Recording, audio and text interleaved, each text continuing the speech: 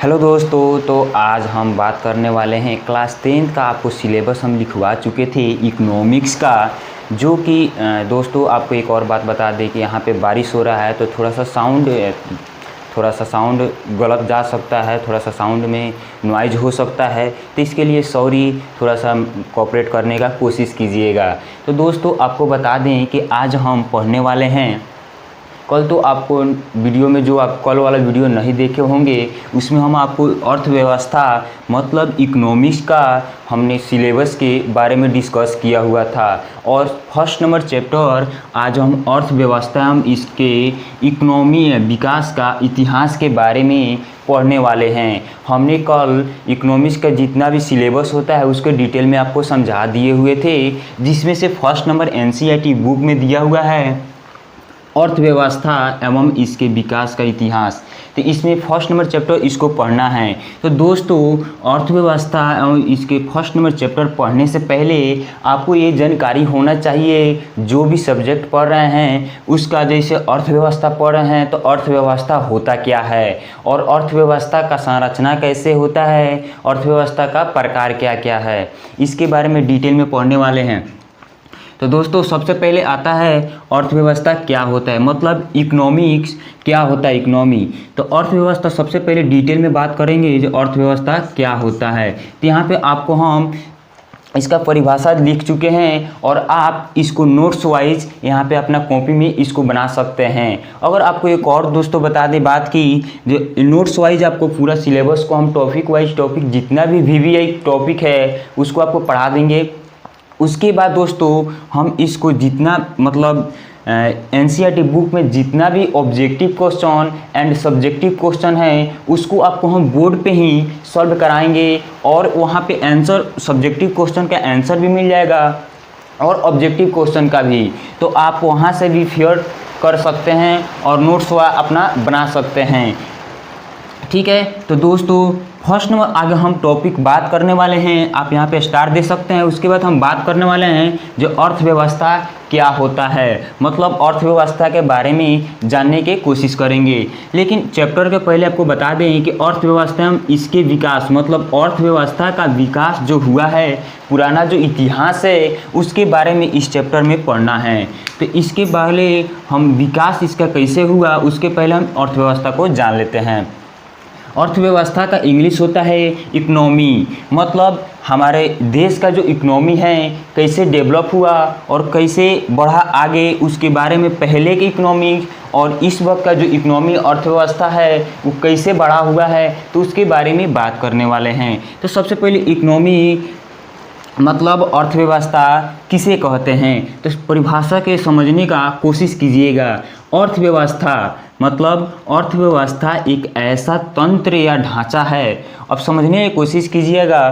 तंत्र मतलब जो भी कानून बना हुआ है वह एक ऐसा तंत्र उसे कह सकते हैं, जो भी आपके देश में कानून बना हुआ है, तंत्र या ढांचा, जो भी सिस्टम बना हुआ है उसको अर्थव्यवस्था एक ऐसा सिस्टम है जिसके अंतर्गत, मतलब अर्थव्यवस्था एक ऐसा सिस्टम है जिसके अंतर्गत उसके जितने भी अंतर्गत चीज आते हैं, विभिन्न प्रकार की आर्थिक क्रियाएं उसके अंतर्गत, मतलब अर्थव्यवस्था के अंतर्गत विभिन्न प्रकार की आर्थिक क्रियाएं, ठीक है, उसके बाद संपादित की जाती है। मतलब इसके अंतर्गत अर्थव्यवस्था एक ऐसा तंत्र या ढांचा है जिसके अंतर्गत विभिन्न प्रकार की, कई प्रकार की क्रिया, मतलब कई प्रकार के कार्य जो हैं इसके अंदर संपादित मतलब किए जाते हैं। उसके बाद जैसे कि कृषि, ठीक है, यहाँ पर समझ सकते हैं कृषि,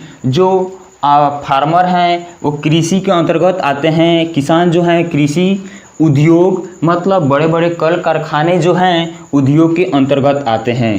व्यापार, कोई भी व्यापारी जब यहाँ से सामान खरीद कर पार्सल करता है दूसरे जगह, तो उसको कोई भी वस्तु को खरीद कर जब पार्सल करता है, जितना नाफा होता है उसे व्यापारी के थ्रू हम मतलब जानते हैं। उसके बाद बैंकिंग में इसमें भी कई प्रकार के, जैसे बैंक में हम रहते हैं तो उसमें कई प्रकार के सेवा प्रदान करते हैं ना, और बहुत वहाँ पे सरकार से तनख्वाह लेते हैं और उसके बाद लोगों को सेवा प्रदान करते हैं। तो बैंकिंग भी अर्थव्यवस्था के अंतर्गत आता है। बीमा, परिवहन तथा संचार। संचार मतलब समझने की कोशिश कीजिएगा कि संचार क्या होता है।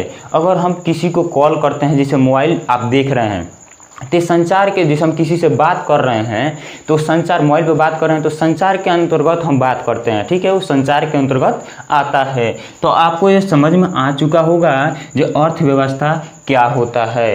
अगर आपको थोड़ा सा भी दिक्कत होता है समझने में तो आप कमेंट कर सकते हैं, जहाँ भाई हमें समझने में या दोस्त हमें समझने में दिक्कत है, फिर से आप इस टॉपिक को समझा दीजिएगा तो हम आपको पूरा डिटेल में समझाने की कोशिश करेंगे। और लेकिन जितना ये समझाए हैं उतना से आपको ये पता चल चुका होगा जहाँ अर्थव्यवस्था मतलब इकोनॉमी क्या होता है। जैसे आपको फिर से एक बार और बता दें, कृषि, उद्योग, व्यापार, बैंकिंग, बीमा, परिवहन तथा संचार। यहाँ पे 1, 2, 3, 4, 5, 6 और 7 को टॉपिक दिया हुआ है। जो कृषि के बारे में आप जानते होंगे, उद्योग के बारे में भी जान चुके, व्यापार भी जान चुके, व्यापार क्या होता है, बैंकिंग भी जान चुके हैं और बीमा भी आप जानते हैं, परिवहन भी मतलब परिवहन कैसे होता है, एक स्थान से दूसरे स्थान तक परिवहन हो गया। संचार आप जान चुके, जो मोबाइल से किसी से बात कर रहे हैं तो संचार के थ्रू बात हो रहा है। उसके बाद नेक्स्ट टॉपिक में बात करने वाले हैं दोस्तों कि भारतीय, यहाँ पे देखने की कोशिश कीजिएगा, भारतीय अर्थव्यवस्था की संरचना मतलब structure of the Indian economy. Structure of the Indian economy, भारतीय अर्थव्यवस्था की संरचना। तो दोस्तों संरचना देखिए इसका कैसे बना हुआ है, इसको 3 भागों में बांट दिए हैं। भारतीय अर्थव्यवस्था जो है, हम पूरा विश्व की अर्थव्यवस्था के यहाँ पे बात नहीं कर रहे हैं, हम सिर्फ यहाँ पे आप देख सकते हैं भारतीय अर्थव्यवस्था की बात कर रहे हैं। तो यहाँ पे इसको 3 भागों में बांट दिए हैं। फर्स्ट नंबर है प्राथमिक क्षेत्र, जिसे प्राइमरी सेक्टर कहते हैं। उसके बाद है द्वितीय क्षेत्र, जिसे सेकेंडरी सेक्टर कहते हैं। उसके बाद तृतीय क्षेत्र, जिसे सर्विस सेक्टर कहते हैं। इसे देखने की कोशिश कीजिएगा, 3 भागों में इसे बांट दिए हैं। उसके बाद फर्स्ट नंबर भाग में हमें क्या क्या पढ़ना रहता है। फर्स्ट नंबर भाग में है कृषि, ठीक है। उसके बाद हम प्राइमरी सेक्टर जो दिया है प्राथमिक क्षेत्र में, हमें कृषि, पशुपालन, वन, मछली पालन और यहाँ पे 4 टॉपिक के बारे में पढ़ना है, जो कि एक जितना भी काम है ये किसान ही करता है। कृषि भी जो कार्य करता है वो किसान ही करता है, पशुपालन का भी जो कार्य करता है वो किसान ही करता है, वन का जो लगाना होता है उसे पालना होता है वो भी एक किसान ही करता है, और मछली पालन भी किसान ही करता है। तो आप जान सकते हैं प्राइमरी सेक्टर में मतलब प्राथमिक क्षेत्र में यहाँ पे सिर्फ किसान के ही बात किया जा रहा है। मतलब यहाँ पे सिर्फ हमें किसान के बारे में मतलब कृषि के बारे में ही बात किया जा रहा है। तो आप यहाँ पे प्राइमरी सेक्टर मतलब प्राथमिक क्षेत्र को आप बोल सकते हैं कि प्राथमिक क्षेत्र को कृषि क्षेत्र भी हम कह सकते हैं, ठीक है। तो आप यहाँ पे यह भी लिख सकते हैं प्राइमरी सेक्टर में जो प्राथमिक क्षेत्र को कृषि क्षेत्र भी कहा जाता है। सेकेंड नंबर आता है द्वितीय क्षेत्र मतलब सेकेंडरी सेक्टर। तो द्वितीय क्षेत्र में मतलब यहाँ पे देखने का कोशिश कीजिएगा उद्योग, निर्माण, गैस एवं बिजली। तो यहाँ पे जितना भी बात हो रहा है सिर्फ कल कारखानों के बारे में ही बात हो रहा है। यहाँ पे देखिएगा उद्योग जो है तो सिर्फ कल कारखाना, उद्योग क्या है, उद्योग मानिए जो बड़े बड़े जो यहाँ पे मिल हो गया, बड़ा गन्ना मिल जो होता है तो वहाँ पे भी क्या है एक उद्योग है, ठीक है। और निर्माण जो वहाँ से जो प्रोडक्ट मिल रहा है हमें वहाँ पे निर्माण हो गया। और गैस, बिजली, यहाँ पे देख सकते हैं एलपीजी गैस जो होता है उसका बहुत बड़ा कारखाना होता है जहाँ से हमें एलपीजी गैस प्राप्त होता है। तो आप देख सकते हैं उसे भी उद्योग में ही गिनती करेंगे। उसके बाद बिजली जो है वहाँ भी उसका पावर हाउस होता है जहाँ से हमें बिजली प्राप्त होता है। उसके बाद देखने की कोशिश कीजिएगा जो उद्योग में कई प्रकार के उद्योग चलाते हैं, ठीक है, जिसे देखने की कोशिश कीजिएगा। फर्स्ट नंबर में कुटीर उद्योग। कुटीर उद्योग का मतलब होता है छोटा उद्योग, ठीक है। उसके बाद होता है लघु उद्योग, उससे थोड़ा सा बड़ा उद्योग। उसके बाद मध्यम उद्योग, मतलब उससे भी थोड़ा सा बड़ा उद्योग। और बड़े उद्योग आप जान सकते हैं जो चीनी मिल जो होता है वो बड़े पैमाने के बहुत बड़े उद्योग होता है। वहाँ पे 20, 30, 40, 50 लेबर काम नहीं करते, वहाँ पे 400, 300, 200 लेबर काम करते हैं, तो उसे बड़े उद्योग में। और कुटीर उद्योग में 5, 7, 10 आदमी काम कर सकते हैं, मतलब छोटा उद्योग 2, 3 आदमी भी ये कर सकते हैं। उसके बाद आता है तृतीयक क्षेत्र, मतलब सर्विस सेक्टर। यहाँ पे देख सकते हैं सर्विस सेक्टर में बैंक, परिवहन, संचार, व्यापार, अन्य सेवाएं। तो यहाँ पे देखने की कोशिश कीजिएगा जब बैंक भी जो है तो वहाँ पे बैंक में जो नौकरी करते हैं, बैंक भी क्या करता है, एक सेवा प्रदान करता है ना।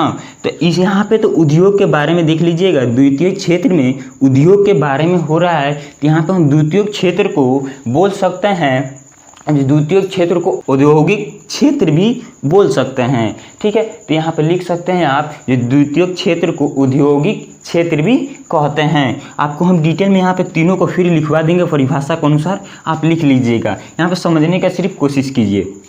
3 नंबर आ रहा है तृतीय क्षेत्र, मतलब यहाँ पे सिर्फ यहाँ पे बैंकिंग, परिवहन के बारे में, मतलब एक स्थान से दूसरे स्थान तो वहाँ पे क्या हो रहा है, परिवहन हो रहा है। उसके बाद संचार जो है, तो संचार में आपको बता दिया है पहले ही, जो भी हम यहाँ पे किसी से अगर हम बात कर रहे हैं, ठीक है, तो संचार के थ्रू बात होता है, ठीक है। उसके बाद आ रहा है व्यापार। व्यापार मतलब होता है अगर हम कोई भी वस्तु खरीदते हैं और उसको ले आकर किसी संस्था के द्वारा बेचते हैं, तो वहाँ पे क्या हो रहा है, व्यापार का। जैसे हम कपड़ा खरीद लिए, ठीक है, और बड़े से थोक में हम कपड़ा खरीदते हैं और किसी बहुत सारे छोटे छोटे दुकानों में उसको बेच देते हैं, तो क्या हुआ, एक व्यापार का कार्य कर रहे हैं। उसके बाद अन्य सेवाएं, इसमें बहुत सारे ऐसे सेवाएं हैं जो आ सकते हैं। तो इसमें जितना भी कार्य हो रहा है वो सिर्फ सेवा प्रदान करने का ही कार्य हो रहा है। तो आप यहाँ पे तृतीय क्षेत्र में बोल सकते हैं जी, तृतीय क्षेत्र सेवा प्रदान करने का एक मतलब सेवा प्रदान किया जाता है इसमें, ठीक है। तो यहाँ पे आप ये भी लिख सकते हैं जो सेवा प्रदान करने वाला क्षेत्र को तृतीय क्षेत्र बोलते हैं। बस इतना ही टॉपिक है, तो यहाँ पे इसको वीडियो को समाप्त करते हैं और नेक्स्ट टॉपिक में, नेक्स्ट वीडियो में कुछ नया लेकर आएंगे और इसको अगले टॉपिक के तक ले चलेंगे, ठीक है। तो दोस्तों इसको आप पूरा डिटेल में उतार लीजिएगा नोट्स में, ठीक है। और नोट्स में उतारने के बाद आप इसको फेयर या नोट्स भी बना सकते हैं, इसको पूरा डिटेल में इस टाइप से जिस तरह स्टार दिए हुए हैं इस टाइप से आप नोट्स बना लीजिएगा। और इसको जो है प्राइमरी सेक्टर, सेकेंडरी सेक्टर और सर्विस सेक्टर जो है इसको आप हमको समझाएंगे फिर नेक्स्ट वीडियो में, तो वहाँ पे भी इसको हम परिभाषा के साथ लिखवाएंगे, तो आप वहाँ भी नोट्स इसको बना सकते हैं, ठीक है। तो यहाँ पे रहने दीजिएगा, चाहे इसको भी आप उतार सकते हैं इस डायग्राम के अनुसार, ठीक है। तो चलिए यहीं पे वीडियो को समाप्त करते हैं।